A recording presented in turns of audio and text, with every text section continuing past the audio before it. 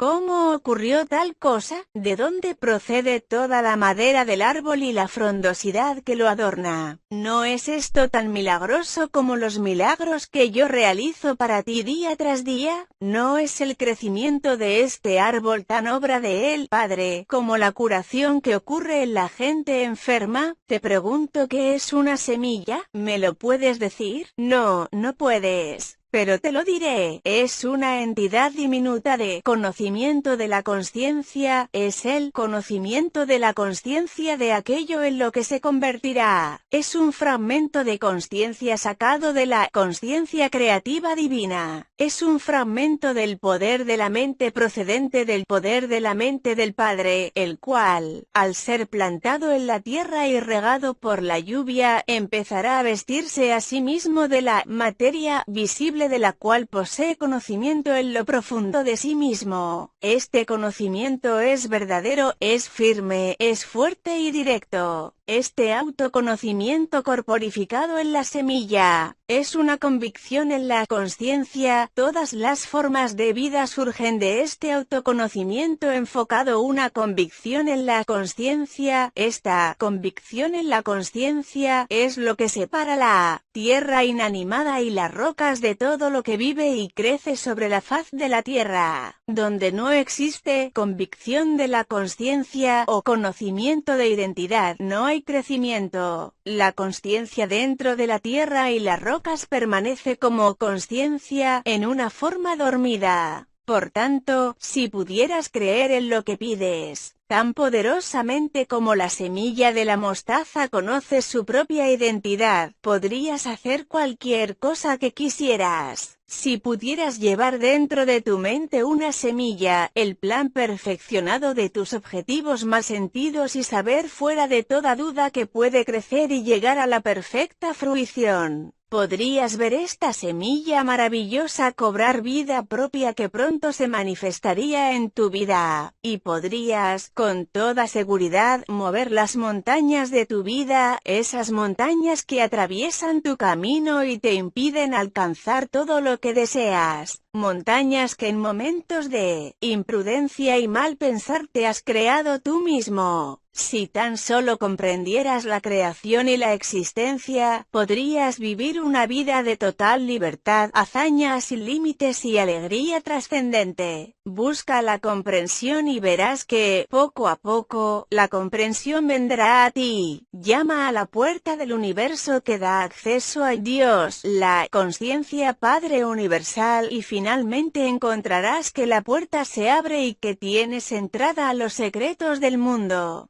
Tan solo cree y recibirás. También les recordaba esto en todo momento. Solo los de mente y corazón puro realizarán estas cosas poderosas. Los malvados pueden prosperar durante un tiempo, como lo han hecho los reyes y los ejércitos saqueadores y otros amontonando la iniquidad en sus mentes. Se les ha permitido hacer su trabajo durante un tiempo, pues surge de la maldad cierto bien, pero al final fracasarán y el resto del mundo proferirá injurias contra sus nombres. Por consiguiente, si quieres tener éxito, examina tus motivaciones. Los deseos que surgen simplemente del anhelo egoísta de riquezas o confort, al final acaban en desengaño, enfermedad y muerte. Y yo te digo a ti que lees estas palabras, no te atrevas a negar la verdad que digo hasta que hayas andado el camino de autorrenunciación que anduve yo en la tierra, y que hayas alcanzado la misma unión con el Padre y las alturas del conocimiento y la comprensión indiscutible que yo poseo. Cuando hayas alcanzado todo esto, ya no tendrás ningún deseo de negar la verdad que te digo, sino que no podrás contenerte en unirte a mí, para enseñar al prójimo. Hasta ese momento, mantente en paz, y no dejes que ningún hombre conozca tu ignorancia. ¿Con qué frecuencia, a través del mundo, la gente abraza mis enseñanzas con mucho gusto, por su altísima moralidad y por ser los principios del buen comportamiento del vivir diario más perfectamente formulados? Sin embargo, añaden rápidamente que se deben descontar las historias de los milagros puesto que tales aberraciones de las leyes naturales no son posibles. Esta clase de pensamiento levanta barreras frente al progreso futuro del desarrollo científico espiritual del cual la mente humana es capaz. De hecho, no vine a la Tierra para presentar una nueva religión o un código moral más alto que aquel dado por Moisés en los 10 mandamientos. Mi propósito fue el de traer una nueva percepción de Dios como creador y la comprensión de la existencia en sí. De este conocimiento surgiría una nueva forma de vivir. La actitud correcta hacia mi misión en la Tierra en este tercer milenio es la de reconocer que los milagros que yo realicé están más allá de la capacidad del ser humano medio en este momento. Sin embargo, tales milagros fueron ejemplos de lo que se puede alcanzar en el futuro cuando las mentes de la gente estén plenamente imbuidas con el verdadero conocimiento de la existencia y estén también, por medio de la fe, la meditación y la oración, totalmente sintonizadas e imbuidas con la conciencia universal vida, amor. Fue realmente cierto que anduve sobre el agua cuando mis discípulos se embarcaron para cruzar el lago. Si has leído la narración bíblica de este incidente, te darás cuenta de que mis discípulos me habían dejado atrás. Anhelé la oportunidad de apartarme de todo contacto humano, retirarme a las colinas para una vez más entrar en profunda meditación permitiendo a mi consciencia fundirse en la dimensión universal de la conciencia de Dios. Mientras estuve en este estado espiritual que trasciende la conciencia humana, todo conocimiento físico desapareció y fui elevado en éxtasis dentro de la corriente universal de la vida y supe que la vida universal lo es todo, que la vida era la realidad de mi ser y que todo lo demás eran apariencias cambiables transitorias de la vida universal hechas visibles.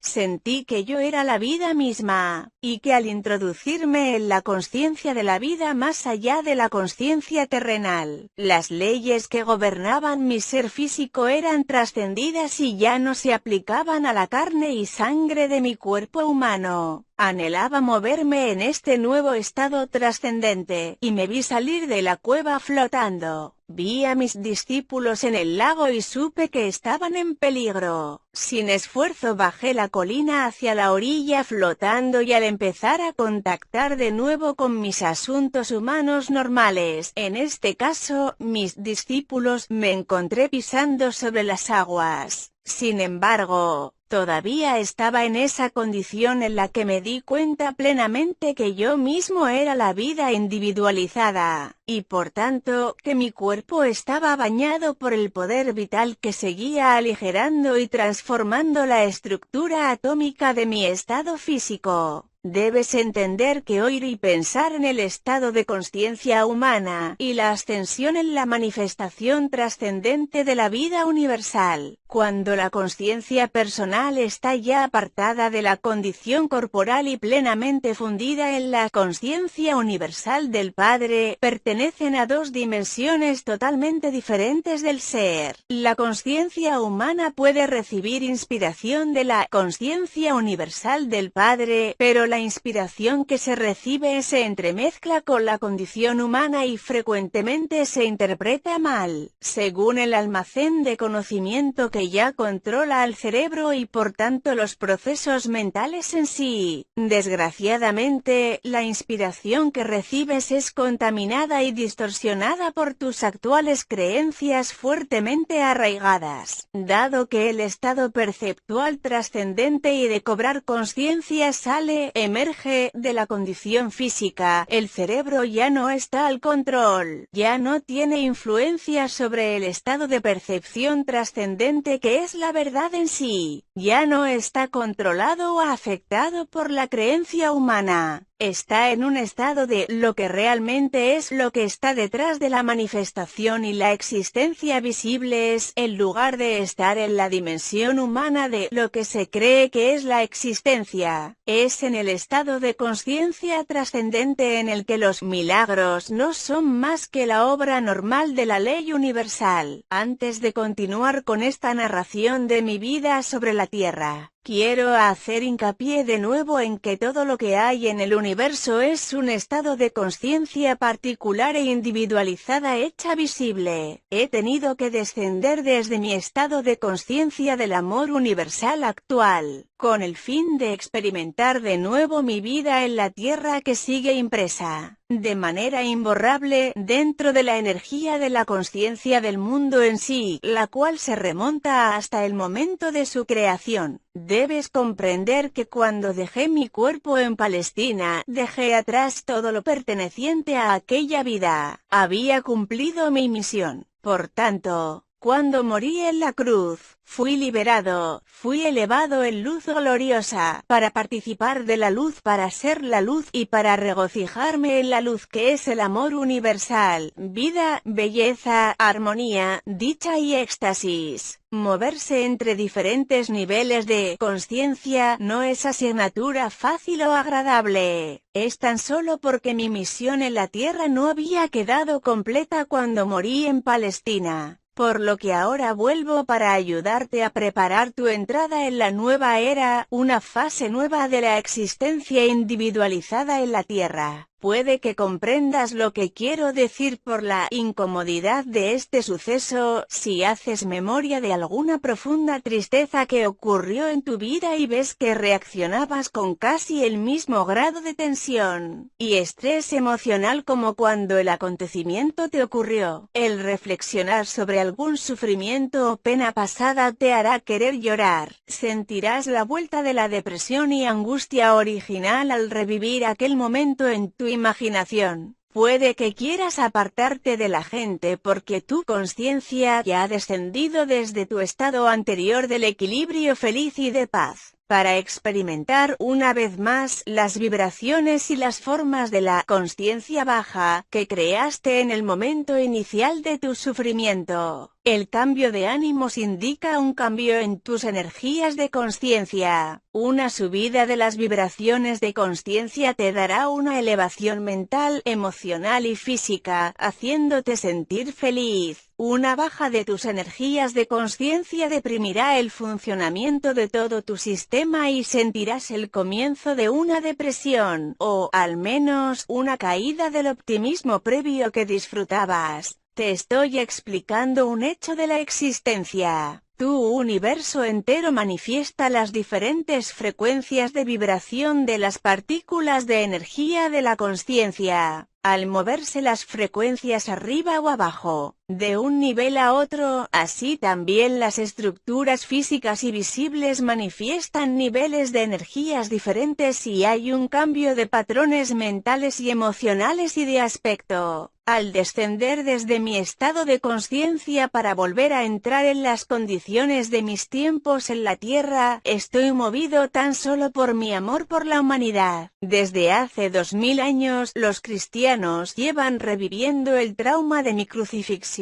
Algunas personas, incluso, han experimentado el estigma, que no es más que una respuesta histérica morbosamente emocional a lo que creen que me pasó. La gente se excita hasta un punto similar al frenesí mientras se imagina la angustia de mi sufrimiento antes de mi muerte. Su gratitud emocional por lo que soporté los pone en un estado de congoja física. Esto está siendo escrito en un día de Viernes Santo, y he venido especialmente para hablarte acerca de mi crucifixión y para decirte que debes abandonar todo drama referente al recuerdo de este día. Morí y eso fue, para mí, una liberación maravillosa. Es hora de que la gente se despierte de su largo, largo sueño y que llegue a comprender la existencia como lo que realmente es y la verdad con respecto a mi crucifixión, la cual ha estado oculta hasta este tiempo. En Viernes Santo, año tras año a través de los siglos, se ha creado un estado de ser de conciencia traumática y contaminada por todo el mundo, tan lejos de la dimensión espiritual de la conciencia creativa universal como dista el infierno del cielo. Ahora que he elegido revivir mi vida sobre la tierra en la persona de Jesús a través de la mente de alguien que recibe mis palabras, con el fin de ayudar al mundo a avanzar hacia una nueva fase de desarrollo espiritual, mental. Pido a aquellos que puedan recibir mis palabras, que dejen esta práctica de recordar mi muerte y de ejercer la abnegación física durante el ayuno de la Cuaresma para conmemorar mis 40 días en el desierto. ¿Cómo te debes dar cuenta por esta narración? Mi tiempo en el desierto fue de gran dicha y de bendición de espíritu.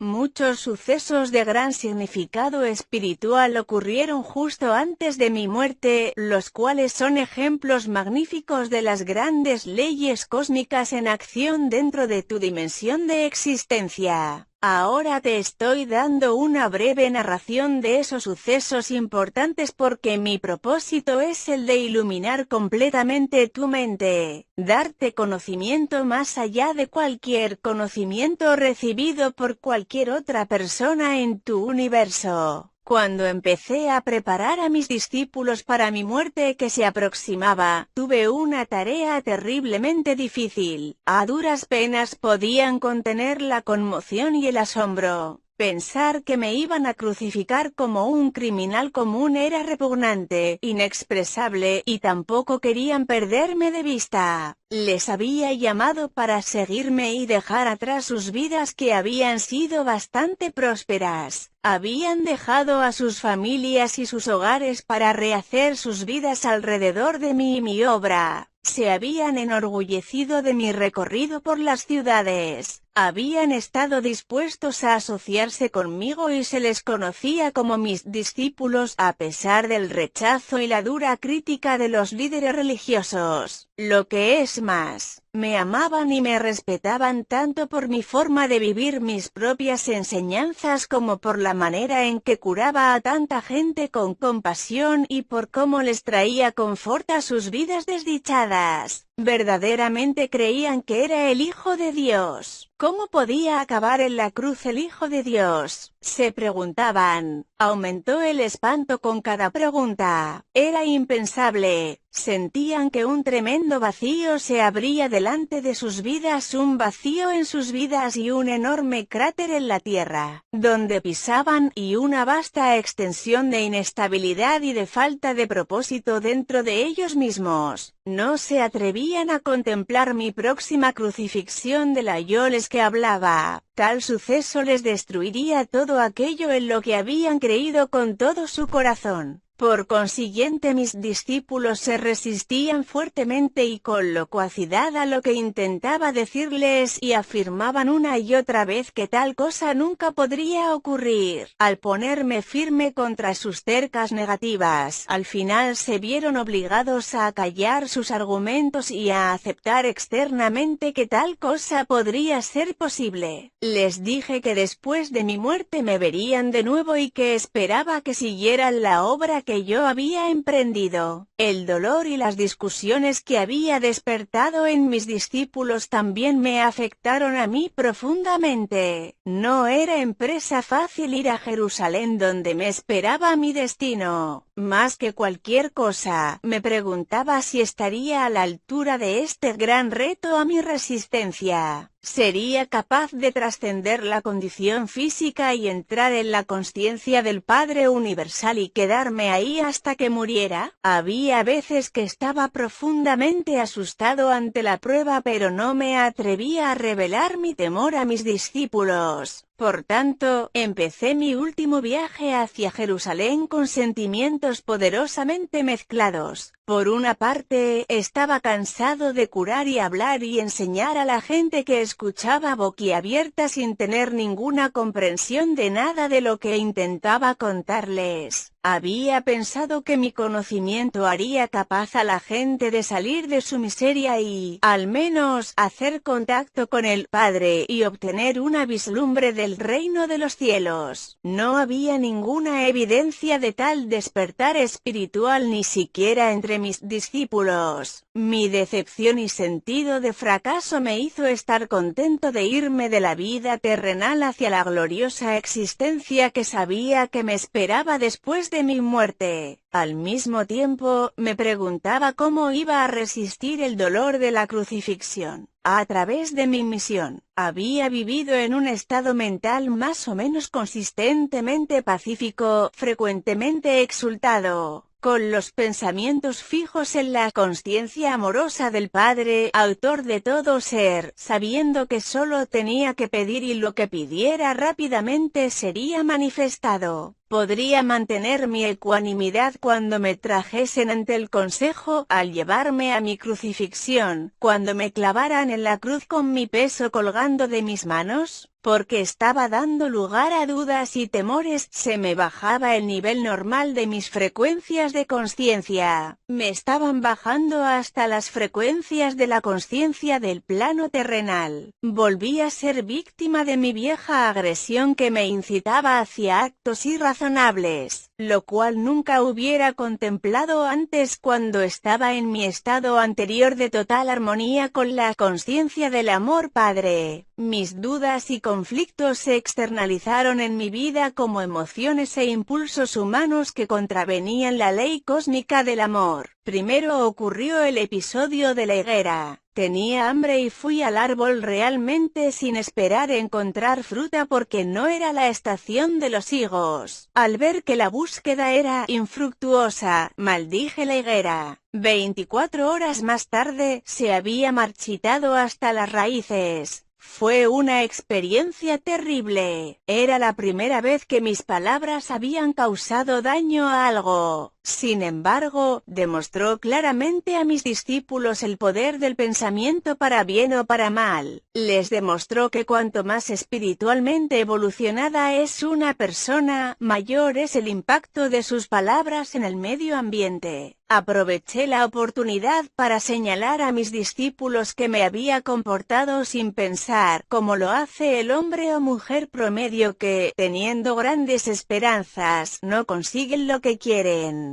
Suelen reaccionar con enojo, lágrimas e incluso palabras agudas que pueden o no ser una especie de desear mal o de maldecir a la persona que les haya negado el deseo anhelado en su corazón. Ya habían visto ellos mismos lo que mi maldición había hecho a la higuera. Ahora deberían comprender que mientras que una fuerte convicción les podría conceder cualquier cosa que pudiesen desear o imaginar, también deberían estar constantemente conscientes de su propia condición mental, emocional. No deben guardar rencor contra los demás, sino que deben perdonar rápidamente, de lo contrario podrían hacer mucho daño a aquellos contra quienes sienten resentimiento, lo cual se les devolvería, en el debido tiempo, como la cosecha de su siembra. Lo que es más, según se siembra se cosecha. Sabía que lo que había hecho a la higuera inevitablemente regresaría a mí de alguna manera u otra. Llevé a mis discípulos al templo. Muchos años habían pasado desde que estuve ahí, y sabía que mi visita serviría para establecer los sucesos que conducirían a mi crucifixión. Algunas personas me reconocieron y como respuesta a sus peticiones me puse a enseñarles. Se juntaron más personas y se apiñaron los prestamistas, quienes empezaron a quejarse. Sus gritos y quejas ruidosas rompieron el hilo de mi pensamiento mientras enseñaba. De repente monté en cólera. Había aquí personas sinceras que me rodeaban deseando oír palabras de vida. las cuales pronto no podría contarles, y ahí estaban los prestamistas que vivían vendiendo ganadería para los sacrificios que no hacían ningún bien a la gente. Estos hombres solamente traían deudas y miseria a la gente. Sentí la sangre subirme a la cabeza y dando empujones a las mesas, las tiré esparciendo el dinero, y eché fuera del templo a los hombres de corazón duro que pensaban tan solo en el dinero. Entonces hubo una tremenda conmoción de gritos y chillidos. Algunos pelearon para recoger el dinero. Los prestamistas me maldijeron, denunciándome como malvado, como si hiciera el trabajo de Belcebú y otros 1000 demonios. Los sacerdotes y los fariseos y toda la gente que valoraba en mucho los sacrificios del templo vinieron juntos corriendo para averiguar la causa del ruido y de la confusión. Al oír lo que contaron los prestamistas, estaban tan agraviados por mis actos que se lanzaron en una condenación vociferante y de lamentaciones contra mí para impresionar a los sacerdotes, cada uno superando al compañero, haciendo protestas cada vez más fuertes para demostrar su horror por lo que yo había hecho. Nunca antes se había visto en el templo tal cosa. Incluso aquellos que antes me habían escuchado estaban molestos por mi intención y se preguntaron qué clase de hombre podría ser yo. Estaban agrupados, de pie, viendo los sucesos, cuando se les acercaron los sacerdotes y los fariseos, quienes les persuadieron de que yo intentaba destruir todo aquello en lo que creían, predicando un Dios falso, totalmente diferente a lo que siempre habían oído en las sinagogas. Los sacerdotes transmitieron su propio enojo desenfrenado a la gente y les convencieron de que mi pecado les contaminaría también si se empeñaban en escuchar mis locuras. Gradualmente se le convenció a la gente de que yo era una influencia malvada y que deberían quitarme de en medio antes de que pudiera trastornar la paz del país y atraer la ira del gobernador romano